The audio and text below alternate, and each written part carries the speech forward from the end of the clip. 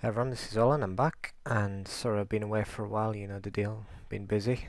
Uh, I know it's kind of sounding like an excuse at the moment, but anyway, today we're going to do something a bit different, and this is a Photoshop piece I've been working on for, this started probably quite a few months ago now, and it has kind of spiraled into something which is just about where I imagined it when I started. Obviously, I didn't have the whole composition set out in my head, but I had a rough idea.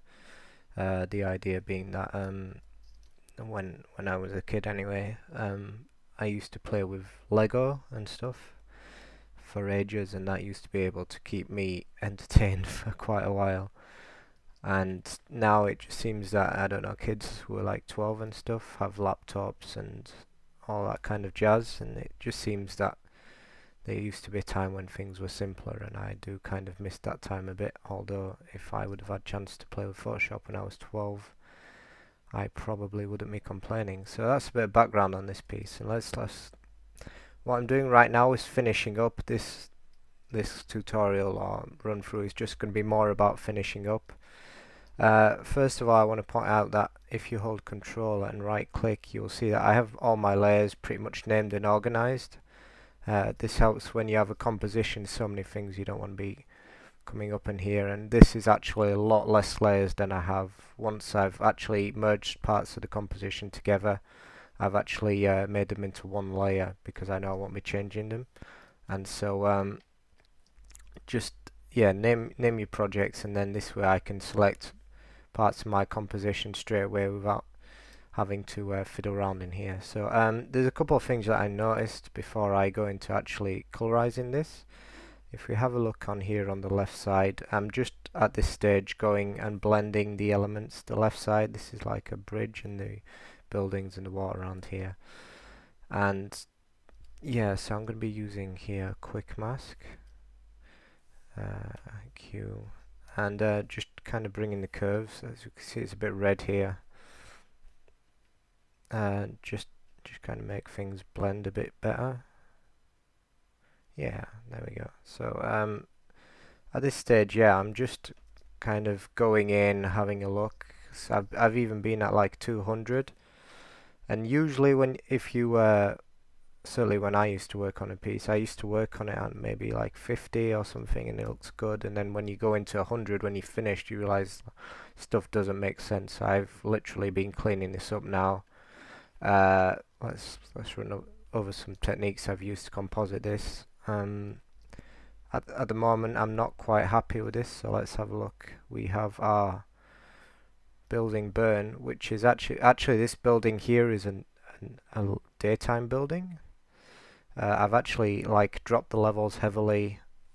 Actually, let's just point out at this stage that my whole composition is being balanced out by 4 adjustment layers, and this is what the composition will look like without. And I just find these are not what I'd call essential to what I'm going to be doing when I colorize it at the end. You can see each of these, this is color balance, and I've just balanced out the colors more. Let's go through these one by one, in fact. And first of all, I have a brightness, contrast, color balance, just to balance the colors out a bit more. And then I've got a channel mixer, which is the one that brings the kind of yellow tones into this. And then a gradient map, which is just to kind of bring the greens and whatnot in. So these are all at various very low opacities, but they are just kind of helping me coordinate everything and bring the colors together as I'm working on it. And after I finish and I'm happy with the composition, I will go back and flatten the image. And actually, I think I'm working on this with a friend, and basically I got to the stage with this where the project grew so big and so daunting that I just like needed some help and just some fresh ideas and someone to kind of do some of the work, because it was getting to the stage where I was just kind of a bit overwhelmed with it, really. It's just I've also been amassing a collection of really useful brushes recently, and these have been helping me to not in the mask there. These have been helping me to really save time. A good lot of brush sets will help you save time a lot. I can't really. I sat down for like 3-4 hours and just downloaded brushes off DeviantArt and then literally went through them, keeping the ones that I was going to use. And actually, I used one here for this building, as I said earlier. This is actually a nighttime building, a daytime building, sorry, but I've turned it into night. And this brush is particularly useful if we for drawing on buildings. And as you can see, we've got the lights here, and I'm once again in the mask. But yeah, you get the idea. And so now it looks like I've spent a great deal of time. Well, I kind of have, because I've gone back and erased parts of it. But it looks like at at this stage that the lights are on. I've got a slight glow on that. But what I need to look at here is actually if I take this burn off, I think the levels here. Once again, I'm going to pull a quick mask, gradient, and quick mask again. I'm going to bring the levels up. It's actually, yeah, that's more like it. I just think the blacks were a bit too black. One thing I've learnt as I've been doing the sketching project over the last few months is that as things go into the distance, you'll see they lose saturation and actually have a slight hue shift.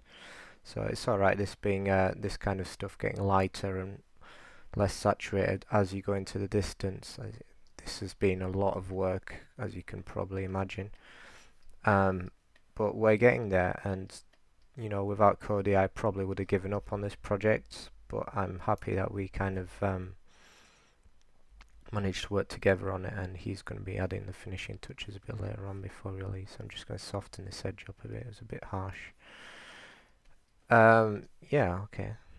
Let's once again, V, select. I have the C here, I have it already, so I know the 3DC was actually added by Cody himself. I've set a layer up here, and I'm once again going to go into my presets, and I have a useful little brush here. Actually, this is going to be way too big for what I want to do. I'm just going to try and let's try making these. And there we go.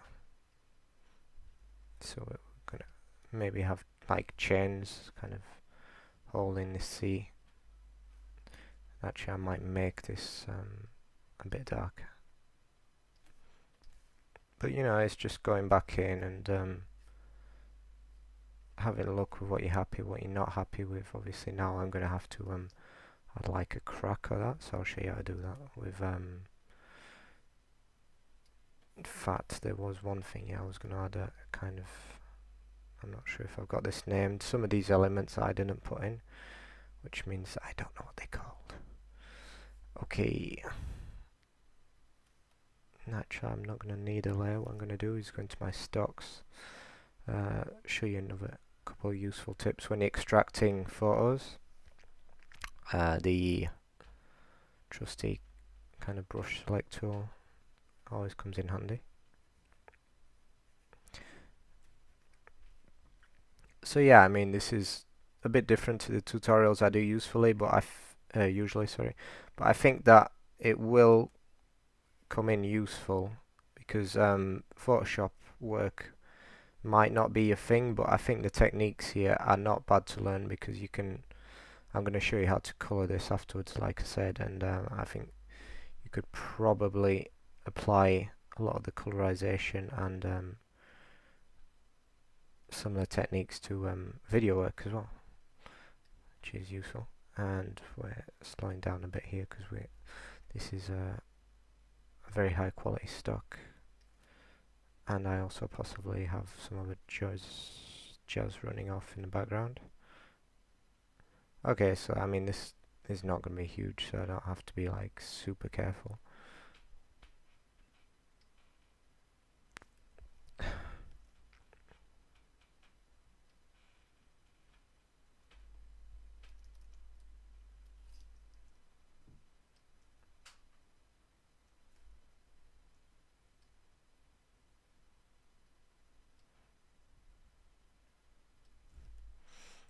So yeah, I'm kind of happy with that.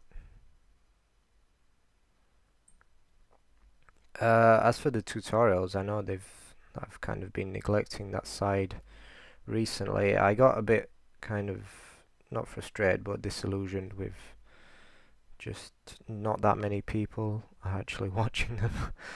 And I know, like, I didn't expect my subscriber base to grow overnight, but it is getting to the point where I don't have much spare time, and I'm just thinking, is it really worth me spending the time if not that many people are going to see them? So I don't know. And probably what I'm going to do is just base when I release them on how many subscribers I have. So every time I hit, I don't know, a milestone like 500 more, I'll release a tutorial and see how that works. Okay, so I'm kind of happy with this. I'm going to paste it in. As you can see, this is world's biggest one. Look at the size of that thing. This composition actually now is about maybe 3,000. I'll check in a second.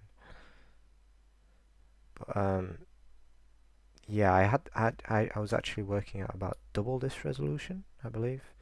But once I decided to make this a collaboration with my friend Cody in Australia, I obviously decided that it would be probably better to have it half the size, just for, let's have a look, 3,000. That's at 300 dpi as well, so quite a high-res file still, but it was actually a lot bigger. Okay, so we have the swan here, and because it was already on water in the stock, I'm not actually going to have to do that much to this, which I'm quite happy with. Okay, so I mean, I think I'm pretty much happy with the composition now. Where's the brush I'm looking for? There we go. Just there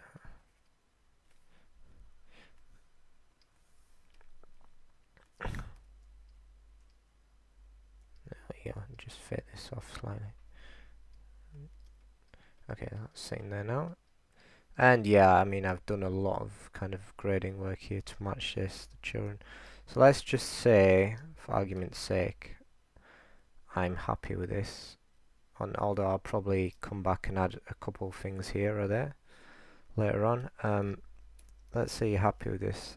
What I recommend doing is going to layer flatten image, and then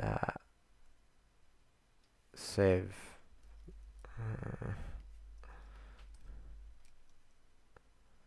Okay, so when you have your picture ready to grade, I guess, the first thing I will do, this is going to be done a lot in adjustment layers. First thing you do is usually balance your curves out. Just increase the contrast that little bit. Maybe come into the red a bit. Not too much. And you know, I'm kind of happy with that. Bring some blue in just to kind of fight that green we had earlier. So I'm kind of happy with that. Next thing is, this is quite useful just to kind of sharpen your whole image up. Duplicate the layer, go into high pass over. What this is going to do is just help you sharpen up the highlights, and you want to keep this fairly low. And so if we go to OK and now go to change this to overlay, and let's see that before and after. Can you see it really brings out the details? And that's a pretty cool thing, I believe.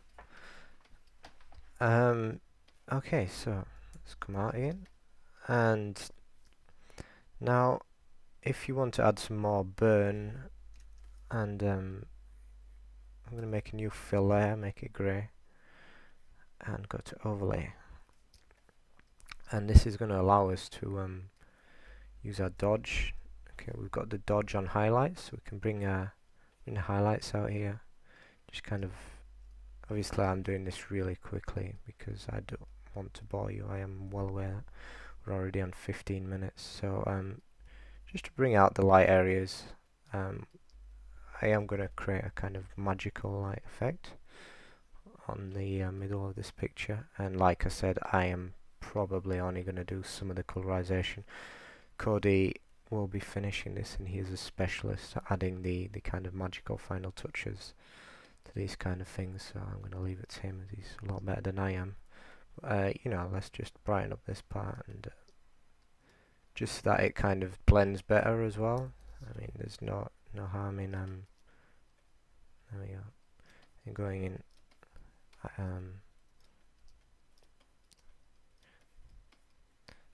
just brightening this part.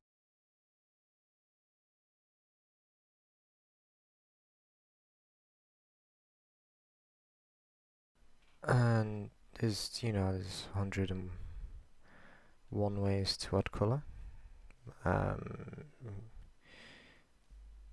You know, just something as simple as just an object such as that. And you can change it to add the kind of,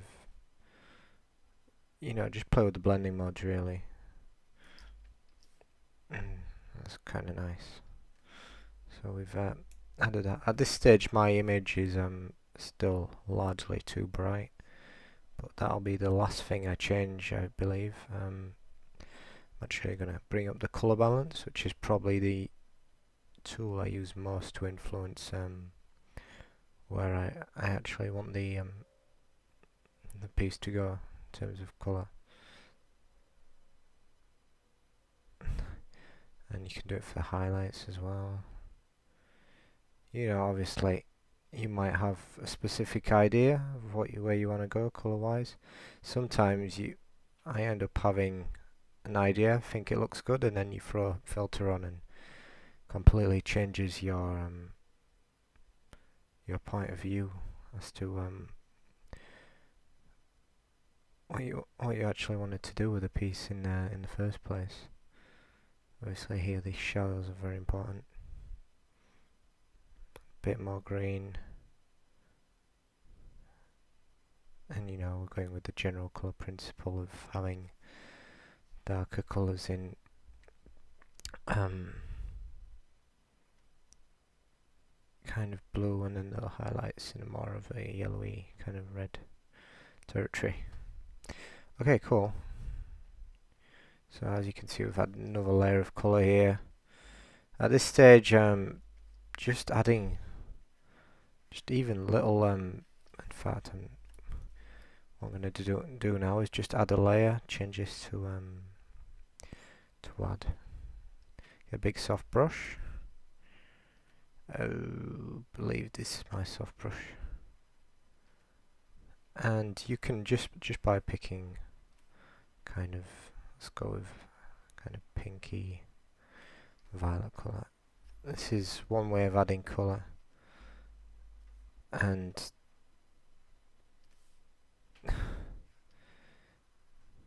change this to screen to get less of that kind of blowing out of the white and stuff, and just work with what works best for you, I guess. Then, you know, once you've got your brush selected, you can go in and paint colour. I'm just doing this randomly, I'm not particularly going to do this, but yeah, you get the general idea. And then if you add another layer, maybe colour dodge is a nice one, kind of really brighten it up. But yeah, you get the idea. It's just going round and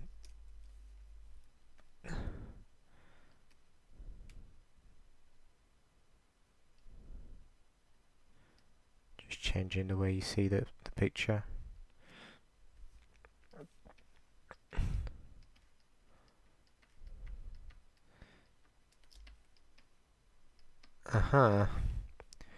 Okay, so let's add one general curve to this, which will be the kind of vignette. I'm going to make this kind of slightly bluey. If you see if you have a standard kind of gradient. I forgot to turn this to transparent. Let's. I've actually put that on a. Is this on the same layer? Yep. Whoops. My bad.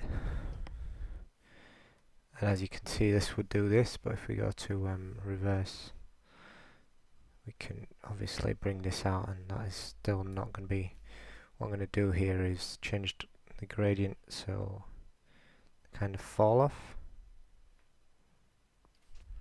So we just get it more around the outsides. And once again, you know, it's adjust the taste. But we're kind of getting there now, so you get the idea. You can go back in and have fun. One thing I like to do is make, if you go to the brush tool, get maybe a really soft kind of brush, or maybe a hard brush we'll start off with, and then come into here and we'll soften it up a bit. And we're going to keep it kind of, this technique is really ancient, but it's really cool for like setting off highlights. And as you can see here, we have the path tool. Name eluded me there for a second. And just for kind of, let's zoom in here, and if we go to pen, stroke path, actually I'm going to make sure I have like really light blue selected, maybe like green, then go to stroke path, say OK. Then if you delete the path, you'll see that you've created like this kind of streak. And then you can always go and add layer styles, outer glows, and so forth. And the size of the streak will be dependent on how big your brush is before you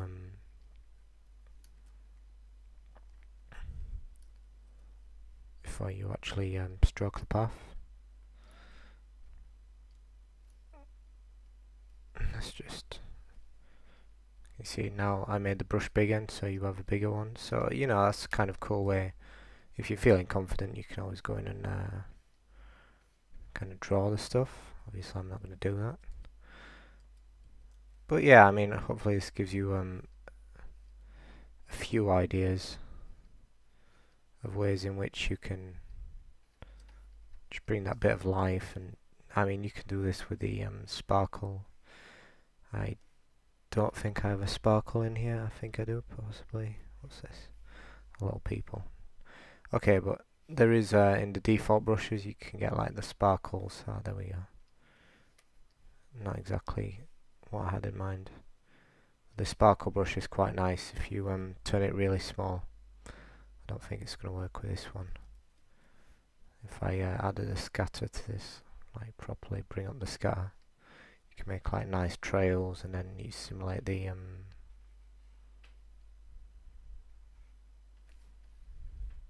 you know, you get the idea. It's just all about adding that little bit of magic and kind of enchantment to this. So yeah, I think that's, I'm going to call it there. Obviously, like I said, it's there's so many more here to play with. I mentioned this earlier, if you want to unify the piece, channel mixer is good, or maybe gradient map. There it is. And gradient map, I kind of have a few here. You don't have to. Basically, you can use them and then like bring the opacity right down, and what it will do is just help bring the colours together that bit more, and then you can go back and brush out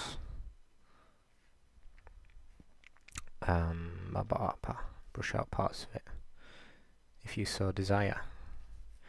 I appear to have just obliterated my brush panel, but yeah, that's it. I mean, basically I think obviously it will look quite a bit more jazzy when Goddy finishes with it, but hopefully I give you a good idea of how to go around starting to decorate your painting and just kind of add some magic to it and finish it off really. especially when it comes to just adding the little details in the map. You know, always, like I said, the main thing as to whether things, elements sit in the scene will be mainly your colour levels, which I showed you earlier on. Bring your curves up, and if something's too black, lift your blacks, and then things will sit better together.